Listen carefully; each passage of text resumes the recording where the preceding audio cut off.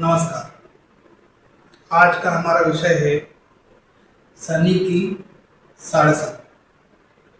शनि की साढ़े साती का नाम सुनते ही बहुत से लोगों के रोंगटे खड़े हो जाते हैं, थर थर कांपने लग जाते हैं कि शनि की साढ़े साती आने वाली है, मतलब कुछ ना कुछ बुरा होगा। होता भी है, बुरा होता भी है, क्योंकि शनि परीक्षा लेते हैं। 7.5 साल तक आपके जीवन की एक अमूल्य परीक्षा होती है। उसमें बहुत कुछ सिखाया जाता है शनि के द्वारा, क्योंकि कर्मफल दाता होते हैं शनि। तो आपको बहुत कुछ सीख देते हैं जीवन में। अभी जैसे कि हम जानते हैं कि अभी शनि की साढ़े साती कैसे बनती है, तो सबसे पहले वो देखते हैं। जिस कुंडली में गोचर में शनि जहाँ होता है, अभी मीन राशि में शनि है तो हमने लग्न में ले लिया।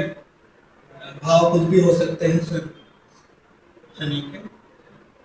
शनि मीन राशि में है तो मीन राशि की एक राशि आगे, एक राशि पीछे शनि की साढ़े साती होती है।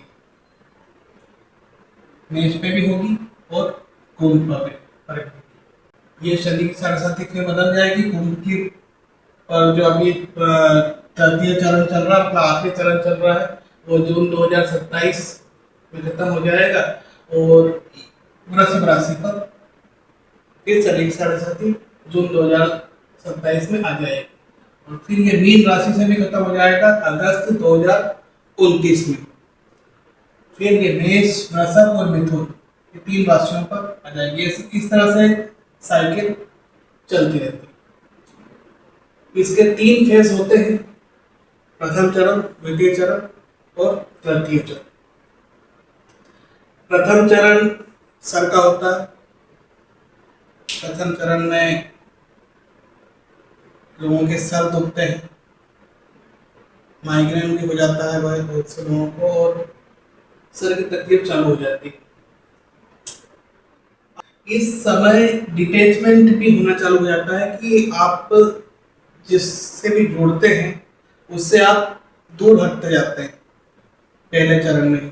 और पहले चरण में ही आपकी नौकरी पर भी बात आ जाती है, और नौकरी भी आपकी छूट सकती है, या फिर आप नौकरी बदल सकते हैं। आप अगर जॉब करते हैं तो आप बिजनेस करने की सोच सकते हैं, बिजनेस में भी जा सकते हैं प्रथम चरण में। द्वितीय चरण होता है पेट का। इसमें आपको पेट से संबंधित कुछ रोग हो सकते हैं। अपने इस चरण में आपको अपने आप से लड़ाई और अपनों से लड़ाई लड़नी पड़ती है। बहुत से जातकों को समस्या होती है घर वालों से, बहुत से जातकों को ऑफिस वालों से समस्या होती है, बहुत से जातकों को दोस्तों से समस्या होती है। तो शनि की सरस्वती वालों को समस्याएं रहती रहती है। तृतीय चरण होता है पैर का। तृतीय चरण होता है अपने पैरों का, लेग। इसमें जातक व्यक्ति दिल्ली जाना रहता है तो दिल्ली न जाकर कन्याकुमारी चला जाता है। सोचता कुछ है, करता कुछ है। इसीलिए कहा जाता है कि शनि की साढ़े साती में जब उतरती है, शनि की साढ़े साती है तो पैरों से होते हुए उतरती है, तो पैरों में चोट वगैरह लगने के चांसेस बहुत ज्यादा होते हैं। तो जब भी शनि की साढ़े साती उतरती है तो पैरों में आपको कट वगैरह लग जाएगा, खून ब्लड निकल जाएगा, थोड़ा मतलब कट या प्लास्टर वगैरह लगने के चांसेस अधिक होते हैं। अब हम जानते हैं कि शनि की साढ़े साती से शनि ने ऐसी योजना बनाई क्यों कि शनि की साढ़े साती आपको गुजरना पड़े। कई कई लोग होते हैं जो जिनके पास में अथाह पैसा होता है, उनको अहंकार हो जाता है अपने पैसों का। किसी को अपनी पावर का अहंकार हो जाता है, किसी को किसी चीज का अहंकार होता है, किसी को अपने चेहरे का अहंकार हो जाता है। वो सब अहंकार इस 7.5 साल में उतर जाता है।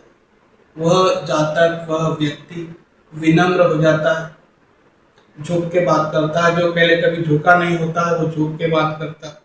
पैसों की अहमियत समझने लग जाता है, क्योंकि इसी 7.5 साल में वो इतना कुछ झेल चुका होता है, आर्थिक, मानसिक, शारीरिक, कि वह इन सब चीज़ों की अहमियत समझने लग जाता है। दोस्तों की अहमियत समझने लग जाता है, कौन दोस्त इस 7.5 साल में उनके काम आया था और कौन नहीं आया था।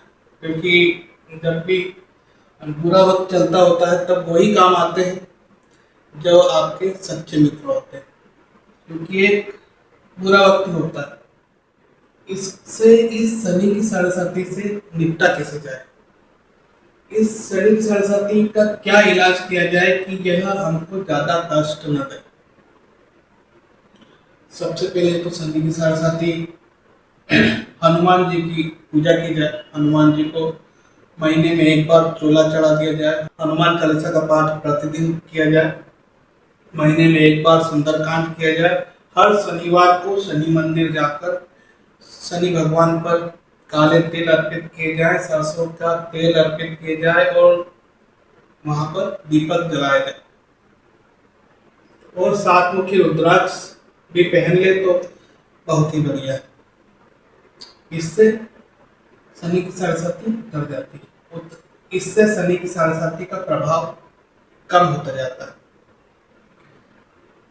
आप प्रभाव तो होता है पर आपको महसूस नहीं होता कि उनका प्रभाव हुआ है। और शनि की साढ़े आपको इतनी तकलीफ नहीं देती है जितनी कि दूसरों को देती है। धन्यवाद।